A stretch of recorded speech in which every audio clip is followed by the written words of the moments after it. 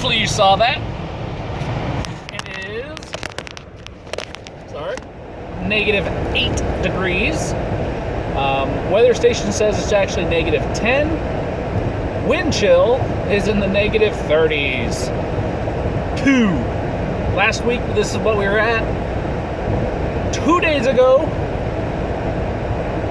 Thursday morning, or 3 days ago, whatever, it was 45 degrees, and now we're back down to -10-ish with -35 wind chill. -30, 35, somewhere in there.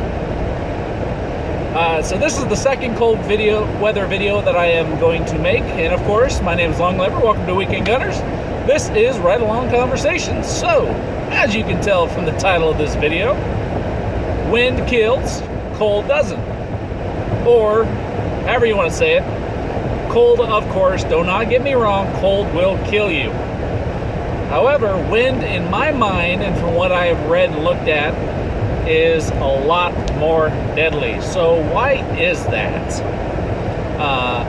Listening to a radio broadcast this morning, I didn't know a lot about wind chill. However, it was pretty interesting what they were talking about.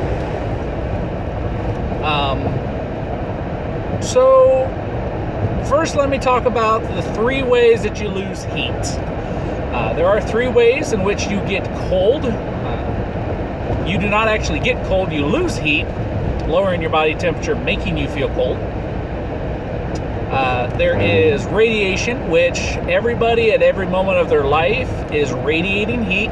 That is just heat loss from your skin being hot and the weather being colder than your skin, and you're losing heat to the atmosphere. The second is conduction, which is a direct touch on your, at least in this example, on your skin, be it sitting on a cold surface, cold socks or clothes that are laying against your skin, that pulls the heat from your body and warms whatever surface you are touching. And the third, and this is where wind chill comes in, is convection. And convection is any movement of material or matter that is around you that pulls heat from you. So 2 examples of that would be wind chill.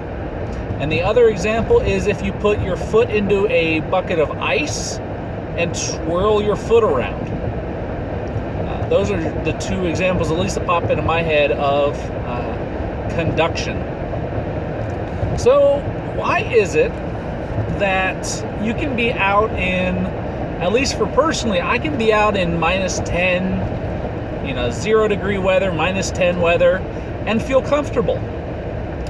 As long as you are dressed for that kind of weather, why is it that you feel more comfortable than if the wind chill is -10?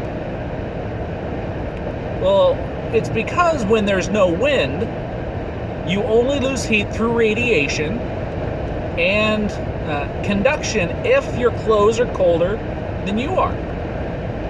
And if you dress in layers, your outer layer will be cold, but your inner layers will be warm, and you will not lose heat through conduction. So you only lose heat through radiation. And even then, if you are wearing enough layers, you don't even lose heat through radiation. Now, when you throw wind in there, and also going back to the radiation aspect, when you wear layers, you have a thin layer of air that surrounds you, and that air is warm. That is a barrier, another layer that keeps you warm. So when there is wind chill, when you start to lose heat through convection, wind will go through your clothes if they are not proper, the proper clothes to combat wind. It will disturb the thermal layers that you have built up in your clothes, and it will disturb the innermost layer, which is that thin band of warm air that is around your entire body. And you will start to lose a lot of heat through convection. So it's another added way to lose heat. One thing I learned this morning was pretty interesting, that if the wind chill is approximately 20 to 30, negative 20 to negative 30. You'll develop frostbite between 15 and 30 minutes.